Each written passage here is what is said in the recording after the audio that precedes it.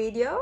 Last time we were discussing carbohydrates, so today I thought that I must move a little bit further into the details. I told you what are carbohydrates. I gave you different examples of carbohydrates. I've shown you different foods which contain lots of carbohydrates, and I told you the difference between high carb and low carb foods. And now today I have thought that I must show you, I must make you understand how to classify carbohydrates, and I must tell you some of its properties by a very simple diagram. So classification and properties of carbohydrates. Now for carbohydrates, they are further divided into two main forms. That is, number one, the simple ones and the complex ones.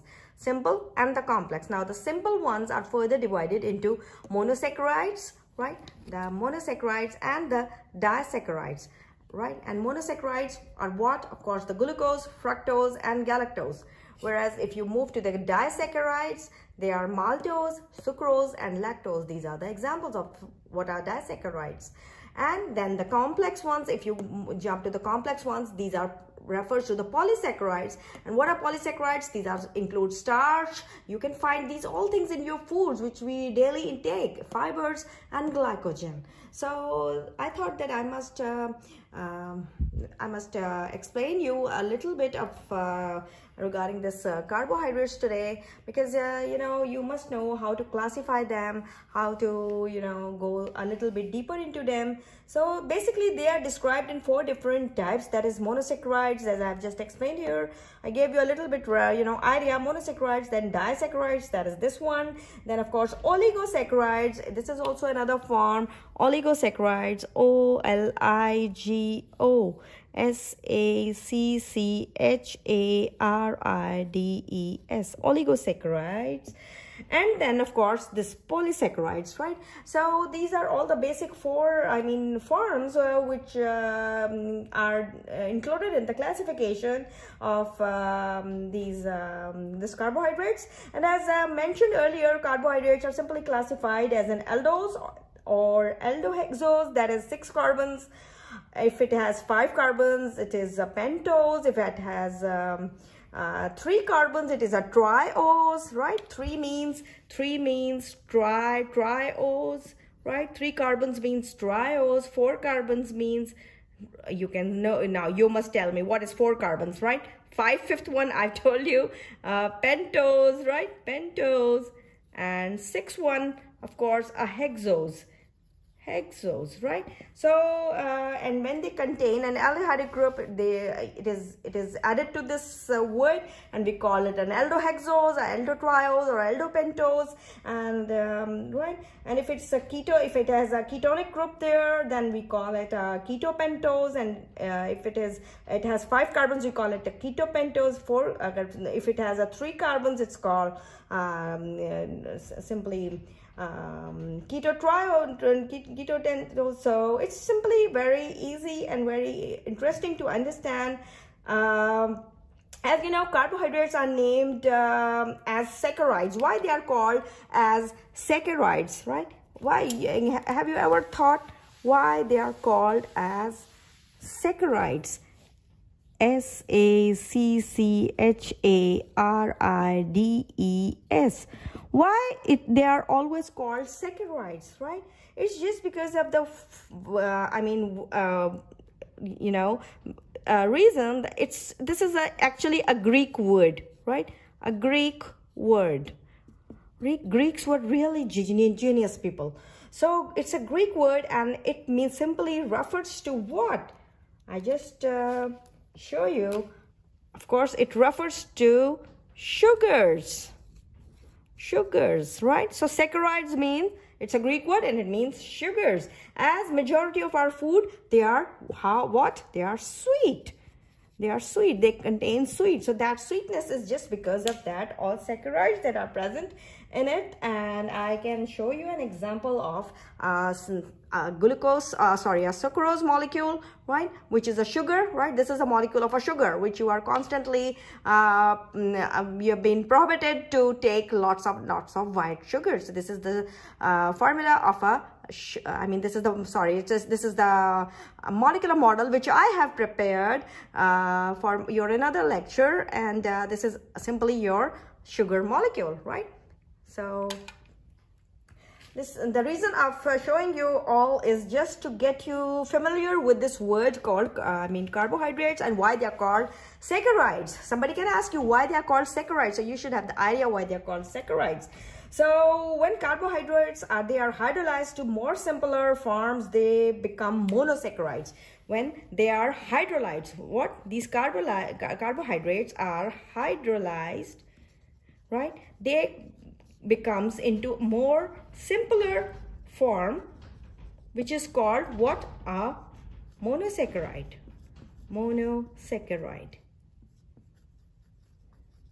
Their spellings are different and their terminology is a little bit, carbohydrate terminology is a little bit different from the other of the chapters of the topics of the chemistry. So you must learn all these terms when you are dealing with carbohydrates.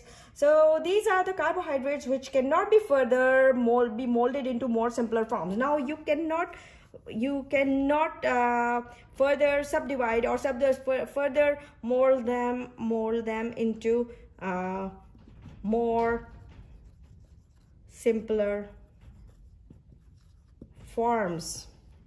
They cannot be, right? This is the simplest form. And they are called monosaccharides, and these are the carbohydrates which cannot be further be molded to more simpler forms. And what are their examples? Their examples are, of course, simply very easy: glucose and fructose. Fructose are the main two examples of this, right? And monosaccharides are simply carbohydrates that comprise of single carbon chain. They have a single carbon chain, right? And whereas if you jump to the next thing, that is disaccharides.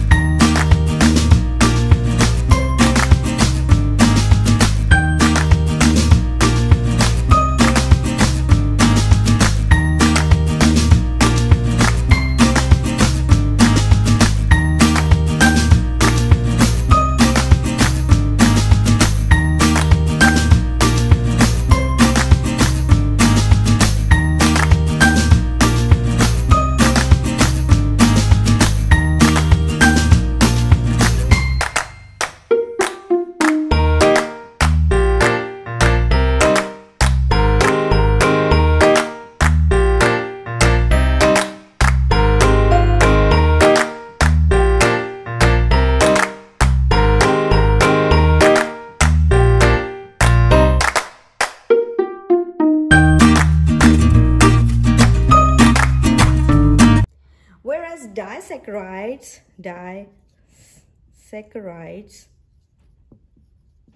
and trisaccharides, and trisaccharides, right? Now disaccharides and trisaccharides are, what are these? These are the molecules. They're having 2 to 3 monosaccharide, 2 to 3 monosaccharide units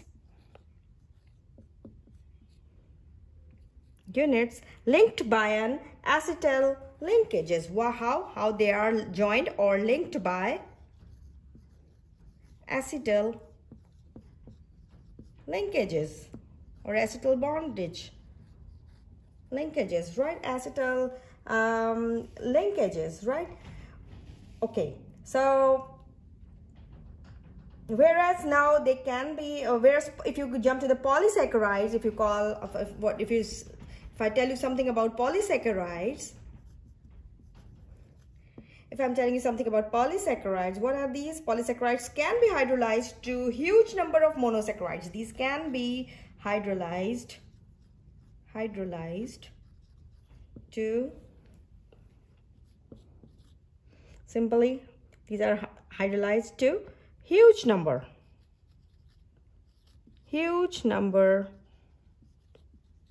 of monosaccharides.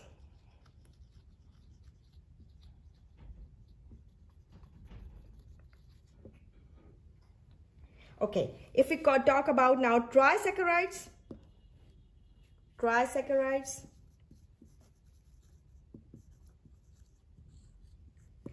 Now what are trisaccharides? Trisaccharides are simply hydrolyzed to how many units? 3 monosaccharide units. These can be hydrolyzed, again, hydrolyzed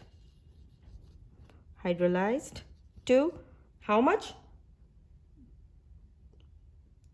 3 monosaccharides units. Trisaccharides are hydrolyzed to 3 monosaccharide units. Okay, if I comes to the oligosaccharides, O-L-I-G-O, oligosaccharides. Now this is very easy to understand, because if somebody nowadays you are coming across, you know, the MCQ type of examination. So if you have followed this, how many units are there, how they are combined to form, you can easily answer them, because such questions can be easily asked, that how many units are combined to form trisaccharides, how many are, I mean, how, if polysaccharides are hydrolyzed to form how many units of monosaccharide units. So these things can be asked from you. So if we are talking about oligosaccharides, so these can only be hydrolyzed to few monosaccharide units, only to few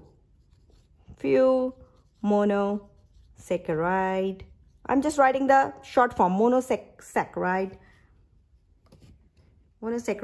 units. Okay, so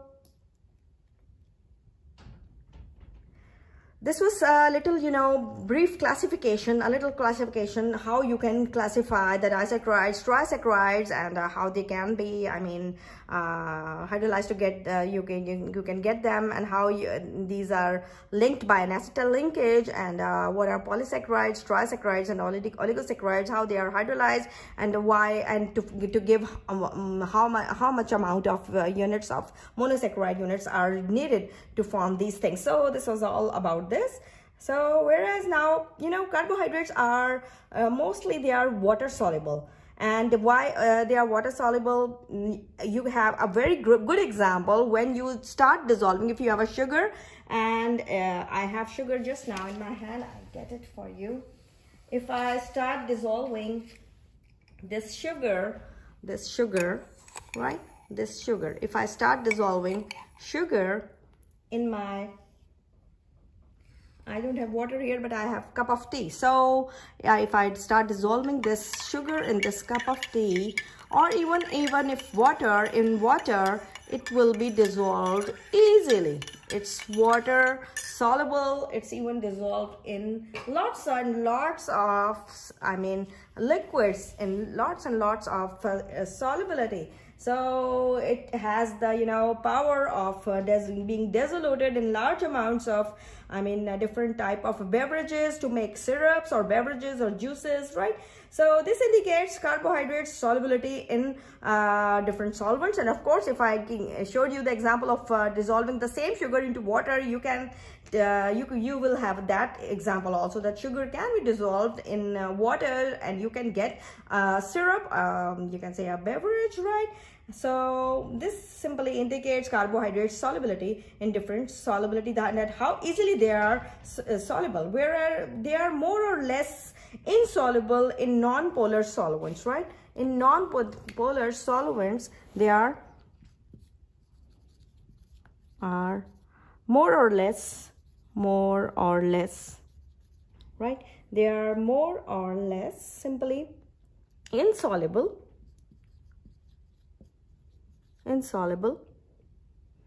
in what? In non-polar